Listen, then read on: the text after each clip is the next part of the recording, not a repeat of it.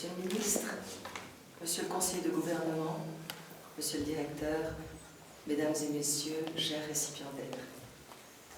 La fête nationale monégasque me donne l'agréable occasion chaque année de distinguer dans l'ordre du mérite culturel les personnes qui se sont particulièrement investies dans la vie artistique et le rayonnement de la principauté de Monaco.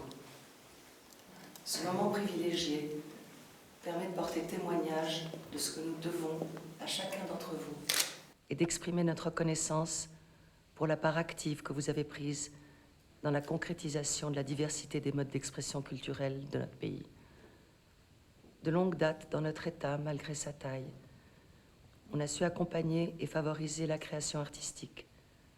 C'est l'une de nos spécificités et un légitime motif de fierté.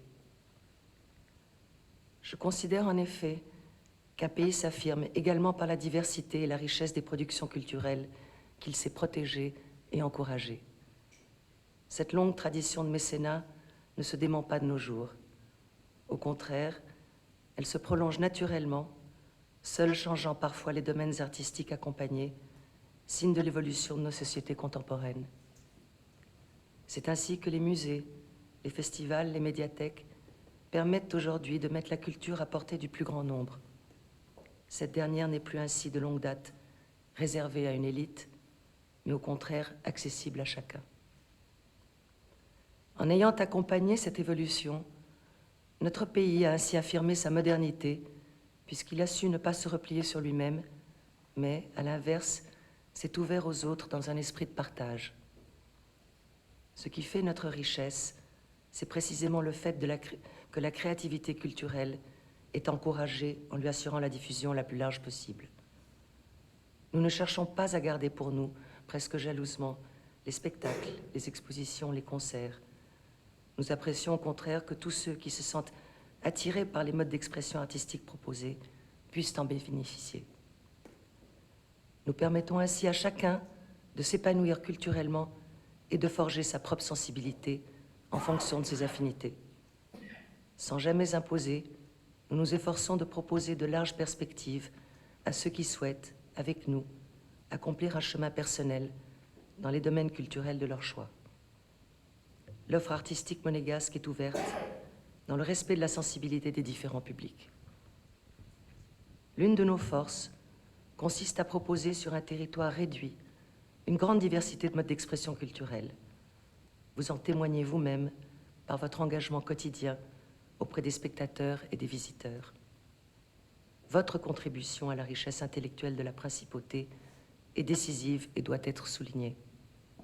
Vous permettez en effet de faire vivre à Monaco la littérature, la musique, les spectacles et les expositions. Vous donnez ainsi corps à notre ambition et devez renouveler vos initiatives, tant il est vrai qu'il faut sans cesse captiver le public en suscitant son intérêt. Pour autant, l'art est éphémère dans la mesure où il fait appel à notre sensibilité et nous émeut dans l'instant. Il évolue au rythme des sociétés humaines qui le portent. Après tout, il n'est pas indispensable qu'il soit pesant et sérieux. Au contraire, on peut observer une aspiration à des modes d'expression artistique jubilatoires et rafraîchissants. Je voudrais à cet égard reprendre les propos du sculpteur américain Richard Serra, qui me paraissent illustrer cette nouvelle approche.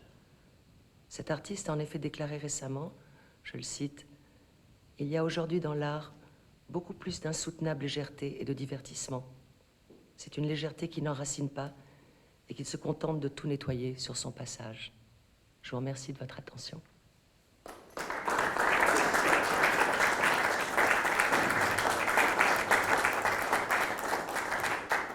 Par ordonnance souveraine numéro 4043 en date du 18 novembre 2012, sont promus ou nommés dans l'ordre du mérite culturel au grade de commandeur Monsieur Jean-Marie Fournier, président fondateur du World Monaco Music.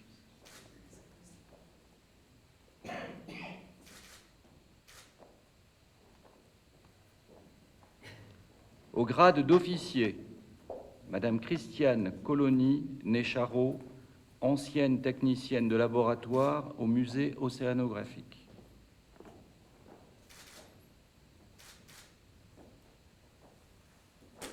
Au grade de chevalier, Monsieur Marc-Laurent Alonso, professeur de piano.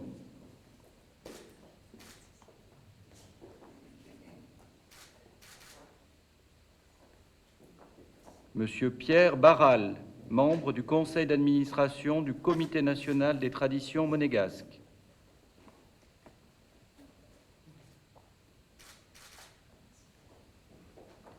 Madame Marie-Claude Beau, directeur du nouveau Musée national de Monaco.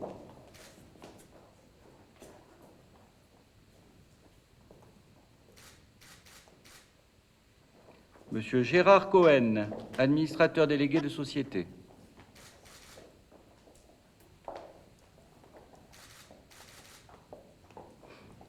Monsieur Michel Copeau, secrétaire général du conseil d'administration du Comité national des traditions monégasques.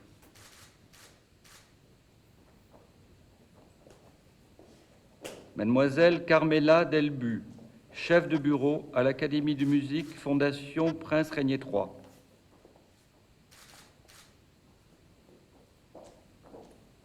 Monsieur Bernard Elgoul, directeur de campus universitaire.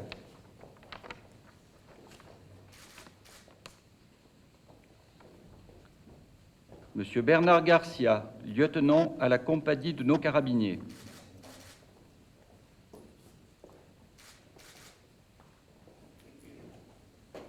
Monsieur Jean-Yves Giraudon, professeur de lettres.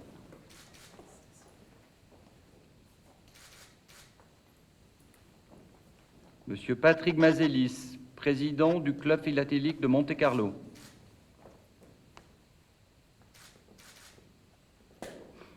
Monsieur Marc Monet, directeur du Printemps des Arts, compositeur.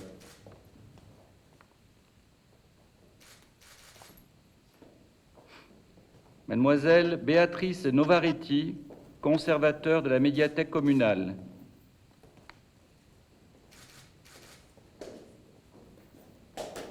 Monsieur Bruno Racine, président de la Bibliothèque nationale de France.